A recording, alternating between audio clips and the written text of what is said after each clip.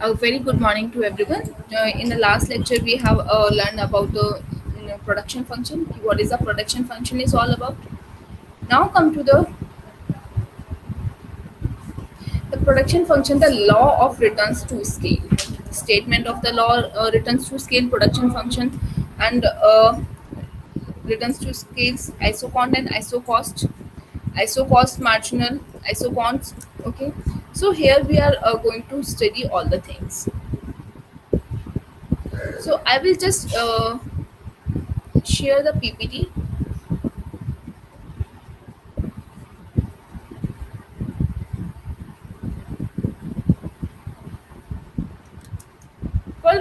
First, I'll discuss about the object. Explain the laws of reference to scale.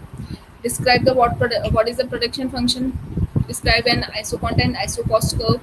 Enumerate properties of an isocont. Identify least cost combination of factors. Distinction is between the nature of economics and scale and diseconomics of scale. Outline the relation between isocont and return to scale. In the previous unit, you have learned the change and factor proportion brings about change and total output. Factor proportion are altered by keeping the quantity of one and some factors fixed and varying the quantity of other. You will be learn the nature of loss of return to scale where all the factors are increased in a given proportion. The laws of return to scale where all the factors are increased in a given proportion. The laws of returns to scale will be explained with the help of production function, numerical examples, and isoconts. We shall also discuss how a producing firm decide about the least cost combination of factors. Economies of the scale will be introduced to explain the existence of increasing returns to scale. The concept of diseconomies of scale will also be introduced. The law of return to scale. The long run production theory is concerned with the input output relationship. Under the condition that all input are variable factors, the long run production theory analyzes the changes in output when all factors or input in particular production function are increased together. In other words, the behavior of output in response to change in the scale is studied in the long run production function theory. An increase in the scale means that all inputs or factors are increased in the same proportion. Increase in the scale occurs when all factors are inputs are increased, keeping factor proportion unchanged. The long run production theory, which is another name to the law of returns to scale, is thus an attempt to study the change in the output as a consequence of the change in the scale. More precisely, the law of returns to scale explain how the stimulation and proportionate increase in all input affects the total output at its various level.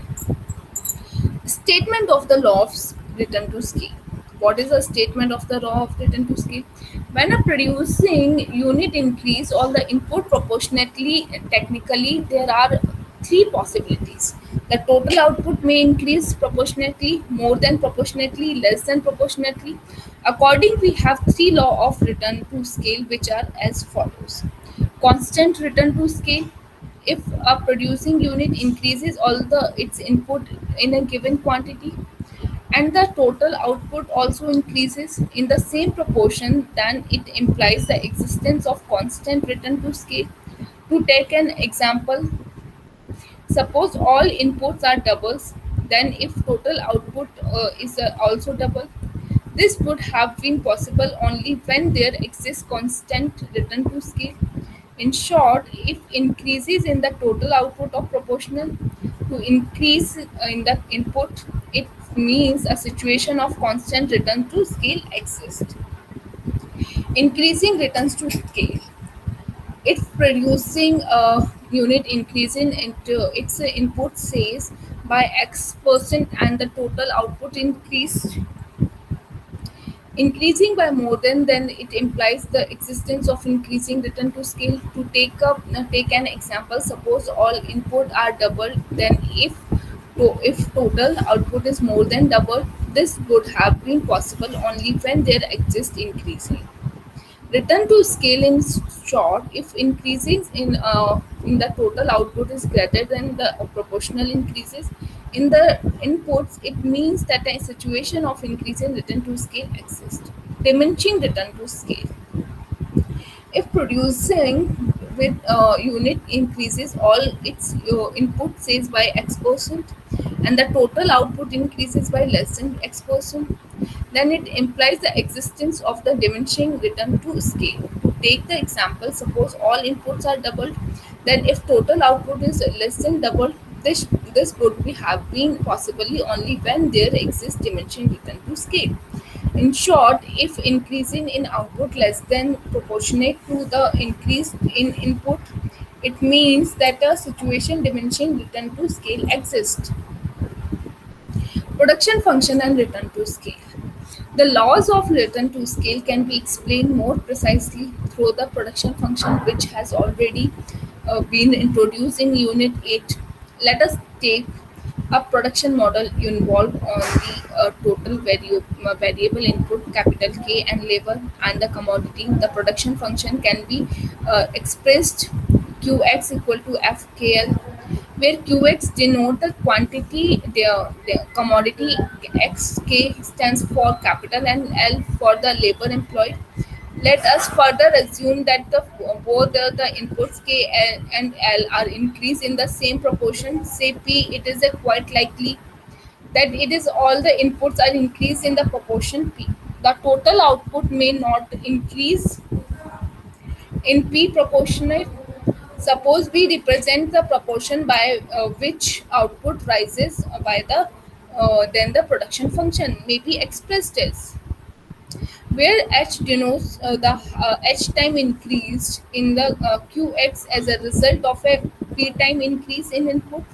K and L, the proportion h may be equal to greater than or less than p. Accordingly, it brings out the three laws of returns to scale. H equal to p. The production of function reveals constant returns to scale.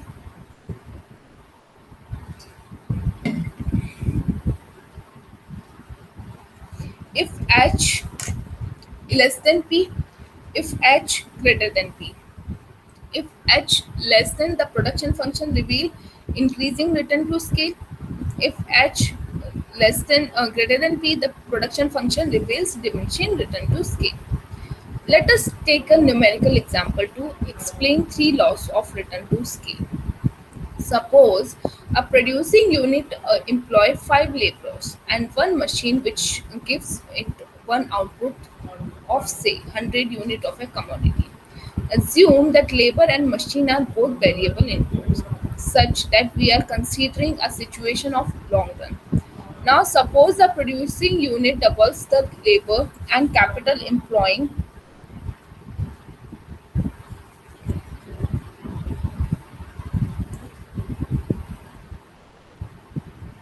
10 laborers and 2 machine, and if the total output increases 200 units.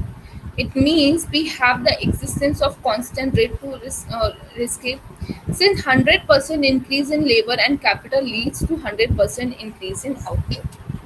Further, suppose that the employment of 10 laborers and 2 machines raise total output to 300 units, then 100% increase in labor and capital leads to 200% increases. Okay.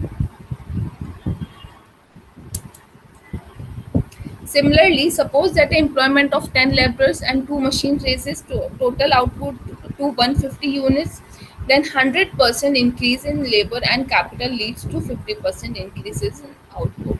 This is a situation of diminishing marginal utility scale.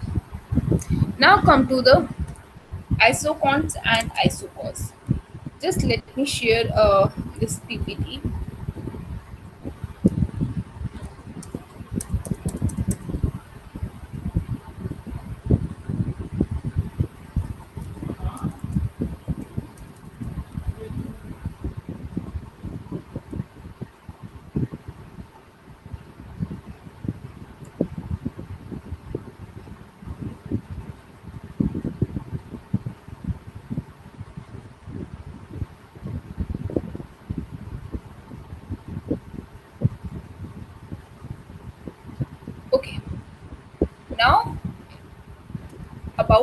isoconst.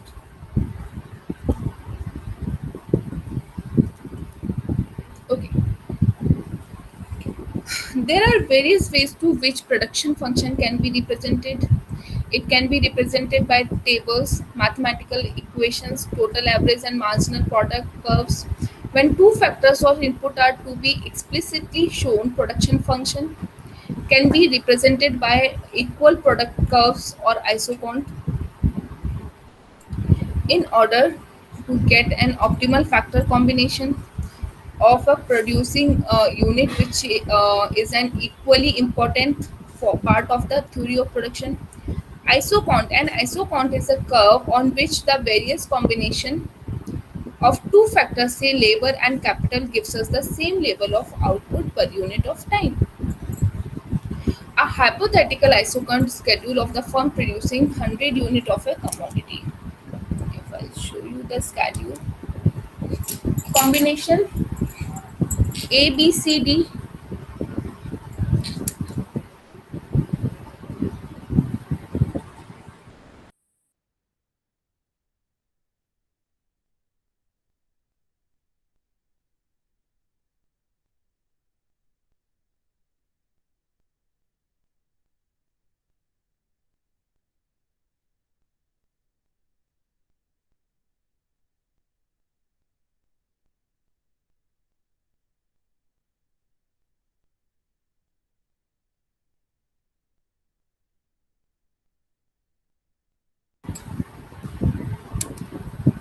Okay, so here is the tabular representation of isoconts.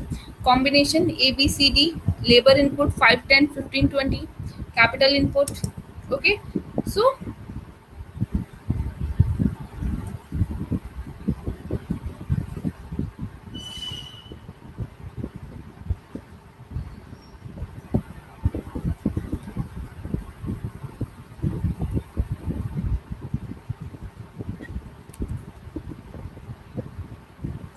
has been represented where labor units are measured along the x-axis and capital units on the y-axis. Point A represent the combination of 5 units of labors and 9 units of capital to give an output of 100 units. Similarly, point B represents 10 unit of labors and 6 unit of capital to get an output of 100 units. Likewise, points C and D from the table are shown in the diagram. If we join points A, B, C, D, we get a curve known as isocont. A number of isoconts represents different amount of output are known as the isocont map, where three isoconts represents output of 100 units, 200 units, and 300 units respectively are shown, which can be produced with the altogether different combination of two factor of labor and capital.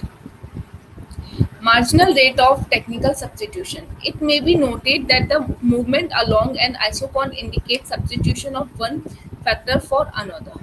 For example, movement from point A to B means that 5 units of a labor is substituted for 3 units of capital. Or putting it a differently, it means that 3 units of capital can produce as much as 5 units of labor. That the rate at which one factor can substitute another is called marginal rate of technical substitution, that is the MRT. In general terms, marginal rate of technical substitution of labor, for example, capital may be defined as the amount of capital which can be replaced by one unit of labor, the level of output remaining the same. It is worth noting that the marginal rate of technical substitution of labor for capital keeps falling as we move along an isocont from point A to D. Take for example, by moving from A to B, we find that 5 units of labor are substituted for 3 units of capital. 5 units of labor are substituted for 2 units of capital as we move from B to C, and finally 5 units of labor are substituted for 1 unit of capital. As we move from C to D, the rate at which the marginal rate of technical substitution diminishes. As we move along an isocont from left to right is a measure of extent to which the two factor can be substituted from each other.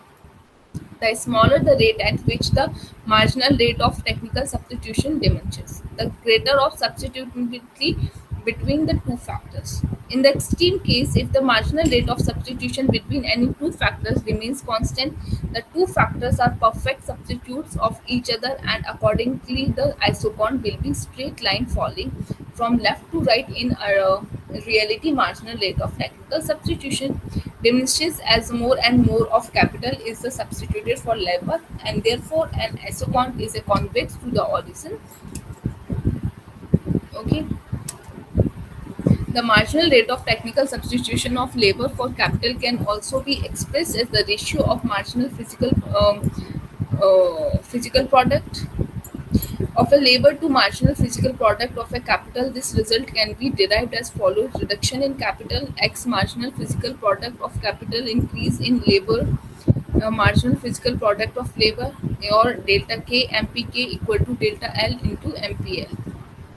Substitution. In the simple terms, the above relationship implies that as we move along an isocon from point to point, d more and labor is employed, and the marginal physical product of a labor falls, and the gain in the total output is the result of change in labor and marginal physical product of a labor. Further, as more labor is employed, less capital is employed, but marginal physical product of a capital rises, and the gain in the total output is a result of change in capital and marginal physical product of a capital. Since on and isocon total output by definition remains unchanged, we equate the loss of its output with the gain in output, and thus, as shown above, the result. MRTS divided by LK equal to MPL divided by MPK is a derived, so the principle of diminishes marginal rate of technical substitution is a merely an extension of the law of diminishing marginal returns to relation between the marginal physical productiveness of labor and capital. We are also able to realize why less and less of capital is required to be substituted by additional unit of labor so as to maintain the same level of total output.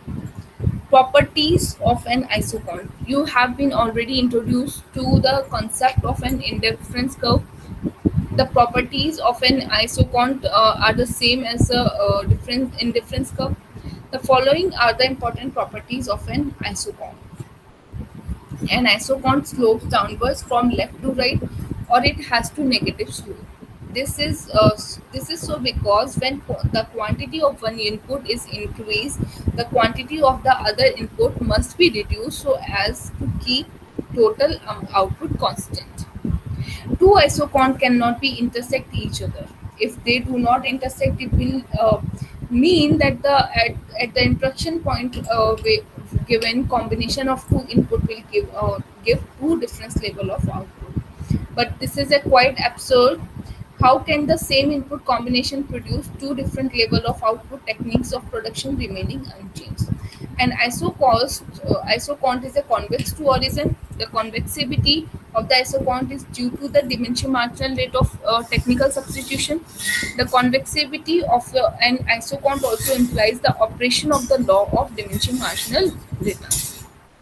The diminishing marginal rate of technical substitution occurs because of the fact that different factors are imperfect substitution at each other in the production of the commodity, and isocont is normally convex to origin. When two factors are perfect substitutes of each other, then each of them can be used equally well in place of other. Therefore, the marginal rate of technical substitution between two perfect substitute factors remain constant. The shape of an isocont in a such case is a straight line. By looking at figure 9.2, we can realize that for employing 5 extra unit of labor, 2.5 unit of capital are to be reduced as we move from point A to B, from B to C. Another exception to the shape of an isocont occurs when factors are perfect complements. This case is shown. The isocont is shown into the right angle one. Perfectly complementary factors are those which are jointly used to the production in a fixed proportion. Thus, unit of labor and two units of capital give us a level of output as an increase. One factor says capital without the requirement proportional increase in the labor will not give additional output whatsoever. At point 5 unit of labor units of capital give us output Q1 even if capital rises 4 as shown by point B, output remains Q1 since for the output rise to Q2 labor has to be increased to 10 unit as shown by point C. Now come to the ISO cost. We have completed ISO cost.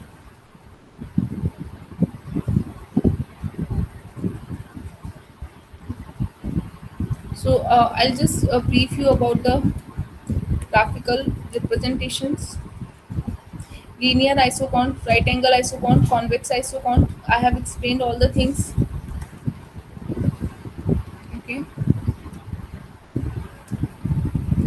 An isocont is a downward sloping to the right, negatively inclined. This implies that for the same level of output, the quantity of one variable will have to be reduced in order to increase the quantity of other variable. A higher isocont represents larger output, that is the same quantity of one input and larger quantity of the other input, larger output will be reduced. No two isocont intersect or the touch each other. If the two isocont do touch or intersect, that means the same amount of two inputs can be produced, two different levels of output which is observed. So here, if you see that is a total output.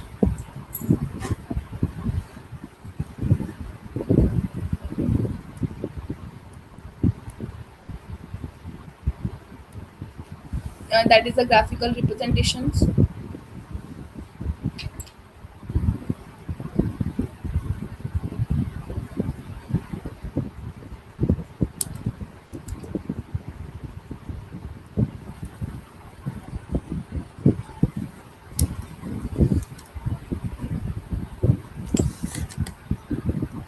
Now come to the ISO cost.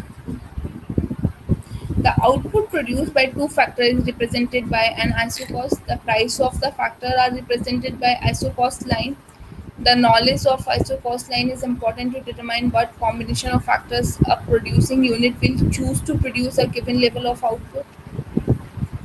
An ISO cost line shows various combination of two factors or inputs which a producing unit can buy with a given money or budget. This line is shown. The method of drawing an ISO cost line is very simple. We assume that prices of labor and capital are given to a producing firm.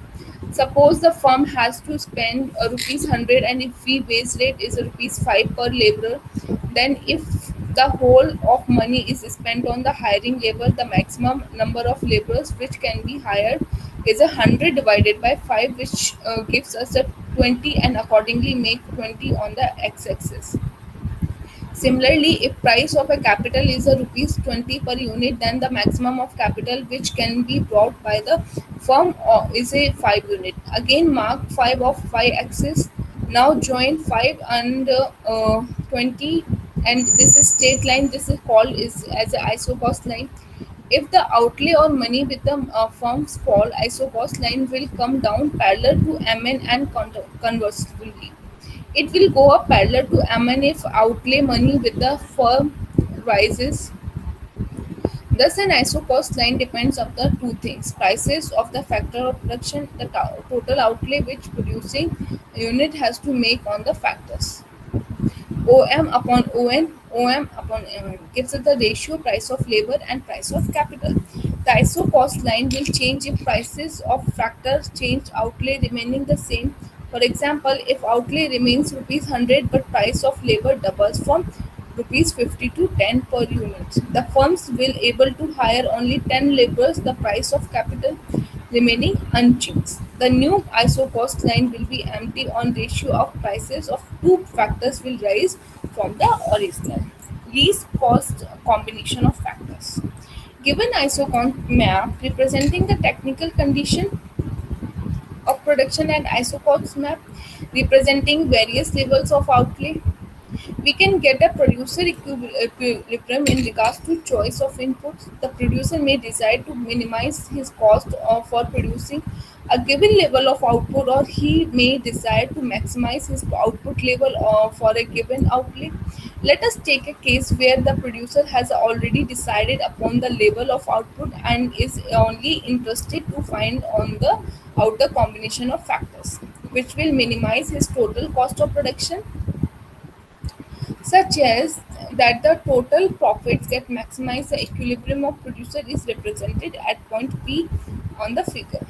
Okay, 10 units of labor and 2.5 units of capital are employed to get level of output. Now, the level of output Q1 can be produced by any factor combination such as P1, P2, P3. Lying on the per capital isocons, the total cost we can see will be minimum at point P, at which the isocost line Mn is a tangent to isocost representing Q1 output at the no other point. The cost is a minimum, so it is a clear that the tangency point of the given isocost con with the isocost line gives us to least combination factors for the producing a given output Q1. It is already been shown earlier that the slope of isocost line represents the ratio of price of labor to price of capital. Further, the slope of tangent of an point on isocons represents marginal rate of technical substitution of labor for a capital. Thus, at a point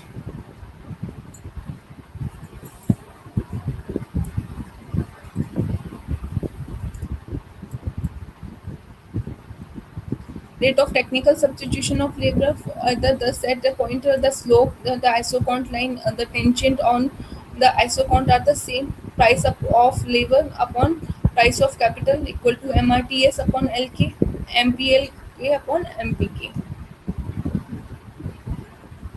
Now, isoconts and laws of return to scale. The concept of isocont can be used to express the return to scale, where returns to scale are represented. Four isocons have been drawn showing the level of output 100, 200, 300, and 400. Line OS has been drawn passing through the origin O. As we move along OS, the input of labor and capital vary. But since the OS lines passes through the origin, the ratio between labor and capital remains the same throughout, though absolute amount of labor and capital keep rising. So increase in labor and capital along lines OS represents the increases in the scale. Even OT line represents increases in the scale. Constant return to scale. Return to scale are constant if output increases in the same proportion as the increases in all factor. Constant return to scale are shown with the help of 5 isocon represents output of 50, 100, 150, 200, and 20. 250 units are drawn by taking labor on x-axis and capital and on y-axis. 3 rays are drawn from origin labels OL, OS, and OT. It can be seen that successive isocons are equidistant from each other along a ray S or T or L, thus along the ray OS similarly. Okay, increasing to return to scale. Increasing return to scale means that output increases in a greater proportion than the increases in all input or factors. Increasing return to scale are shown with the help of isocont in figure 5. Isocont representing output of 50, 100, 150, 200, and 250. Units are drawn by taking labor on x-axis and capital on y-axis. The ray OS is drawn from the origin O. It can be seen that the successive isocont lie at the decreasing smaller distance along the ray OS. We notice that. This would hold the true on the other rays OF and OL also. We regard this is as a case of increasing returns to scale because equal increases in output are obtained by similar and smaller increment in inputs. Diminishing return to scale. When the output increases in a smaller proportion than the increases in all inputs, diminishing return to scale are said to prevail. Diminishing return to scale are the shown. Isocont representing output of 50, 100, 150 200 and 250 units are drawn by the taking labor on the x-axis and capital on y-axis. The ray OS is drawn from the origin O. It can be seen that the successive isopoint lie at increasing distance along the ray OS be noticed. This would be hold true on the other rays also. We regard this case as one dimension returns to scale because equal increments in output are obtained by more and more increments in input. You should not get an impression that the different production function exhibit different types of return to scale, constant, increasing, or diminishing. Normally, three phases of increasing, constant, and diminishing return to scale occur in a single production function. In other words, as a producing firm start production in the long run when its scale increases. First,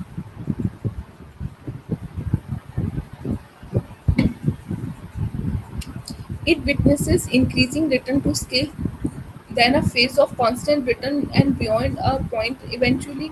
As the firm continues its expansion, decreasing return sets in the prison for its sequence or increasing constant and diminishing return to scale.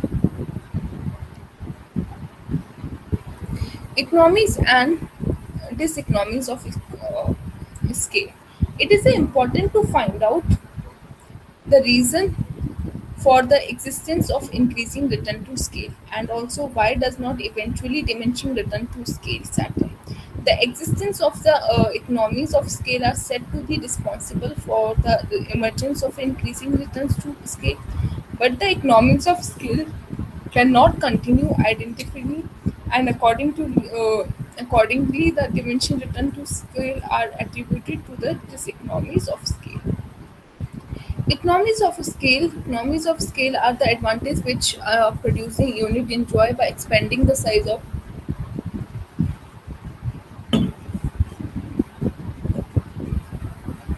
plant and scale of operation. These advantages or economies enables a firm to get proportionately larger output than the increment in a factor inputs or after adjusting all inputs. Optimally, the average cost of production can be reduced by the increasing the size of plant. These economies of scale are also referred to as internal economies because they are peculiar or to a producing unit and are enjoyed by the it expansion of its own scale of production. Some of economies of scale are given as follows: higher degree of specialization and division of labor. As a scale of production expands, higher degree of specialization of both machinery and labors become possible. Though the use of specialized machinery and labor increase productivity per unit of inputs.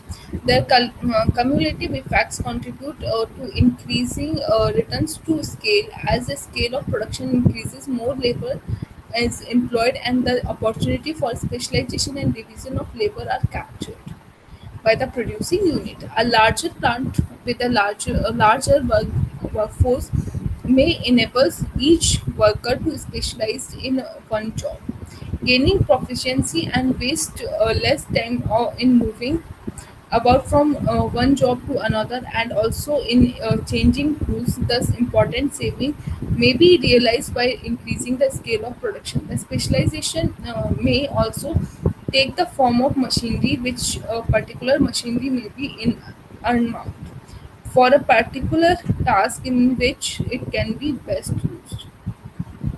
Technically, invisibilities. Some factors, particularly mechanical equipment used in the process of production, are available in minimum size. Full use of them can be made only when production is carried on the large scale, but because of indivisibility or lumbiness, they have to be employed even at a small level of output. Such inputs cannot be divided into small sizes to suit the small scale of production. Thus, because of indivisibility of such factors, they have to be employed in a minimum quantity even if scale of production is relatively small. Therefore, when scale of production is increased by increasing all inputs, productivity of indivisible factor increases considerably and thus in turn result in increasing return to scale. Managerial economics like specialized or machine manager skills are also invisible or suppose a manager can optimally supervise 10,000 unit of production in a week but only 5,000 units are produced in a week, then the mentioned cost can get distributed over less units of output. It will be possible to reduce costs per unit until 10,000 units are produced or total output will rise proportionately more with increment of labor and capital inputs. The extent to which managerial economics can enjoyed with the producing unit depends on the efficiency of the manager. Superior machinery, the increase in the scale of production enables the efficiency of more factors to be increased by the introduction of superior and more specialized machinery. So even if there is no lumpiness of the factor and all of the possibility of introducing more superior and specialized machinery, the possibility of installing technology more than efficient machinery is an equally important factor responsible for increasing return to operating efficiently. Now come to the let's sum up. The long run production theory is concerned with the how input output relationship under the condition that all inputs or factors are variable factors. The laws of returns to scale are studied under the long run production theory. There are three laws of returns to scale: constant return to scale, increase in returns to scale, diminishing return to scale. Constant return to scale operate when increase in the total output is a proportional to increase in the input or factors. Increasing returns to scale operate when the total output is greater than the proportional increase in the inputs. Diminishing returns to scale arise when the increase in output is less than proportional to increase in inputs. The laws of return to scale can also be explained with the other help of production function. An isocount is a curve on which the various combination of two factors, say labor and capital, gives us the same level of output per unit of time. An isocount slopes downward from the left to right. Two isocount cannot intersect each other and it is a convex to the origin. The convexity of an isocount implies that the marginal rate of technical substitution between two factors falls as more of the factor is employed. Marginal rate of technical substitution of labor for capital is defined as the amount of capital which can be replaced by one unit of labor. The level of output remaining the same. Marginal rate of technical substitution of labor for a capital is the equal to ratio of marginal physical product or a labor or to capital. It is also given by the slope tangent drawn at a particular point on isocount. In case of perfect substitution of two factors, the isocount is a straight line implying constancy of marginal rate of technical substitution. In case of perfect complements of two factors, the isocount is L-shaped. And isocount lines represent various combination of two factors which can be bought with the given money or budget. The slope of the T cost lines represent a ratio of labor to capital. Given isocont and a map of isocost, the producer can find out the combination of factors which will minimize his total cost of production such that the total profits get the maximized. This happen at the point where ratio of a price labor to capital is equal to marginal rate of technical substitution of labor for a capital, which is also equal to ratio of marginal physical product of labor to capital. So the laws in returns to scale can be represented with the help of isocounts. If the distance between the successive isocounts remain the same along a ray passing through the origin, we have constant returns to a scale if a successive distance between the successive isocount keep falling. Increasing returns to scale exists. Similarly, if the successive distance between the successive isocount keep rising, diminishing returns to scale exists. A producing firm first witnesses increasing return to scale, then the constant returns to scale, and finally diminishes return to scale of the production is expanded. Increasing return to scale arise because of the emergence of the economies of scale, which is the advantage production unit enjoy by expanding the scale of operations.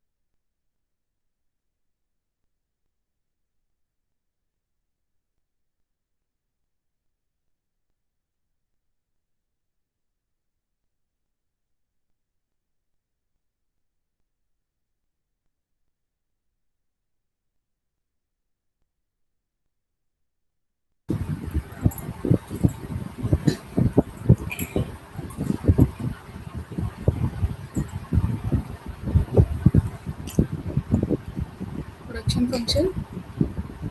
So, isocont production function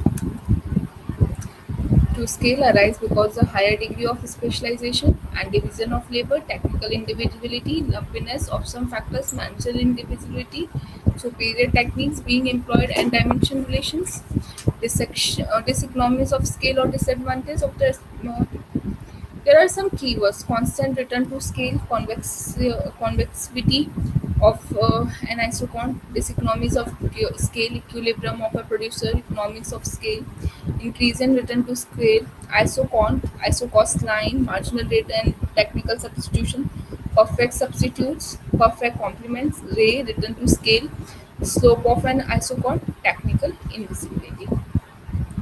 So here are all the things we have covered. Okay, in next lecture we are going to cover the market structure. Okay, how many types of market? Okay, why we are what is the meaning of market, right?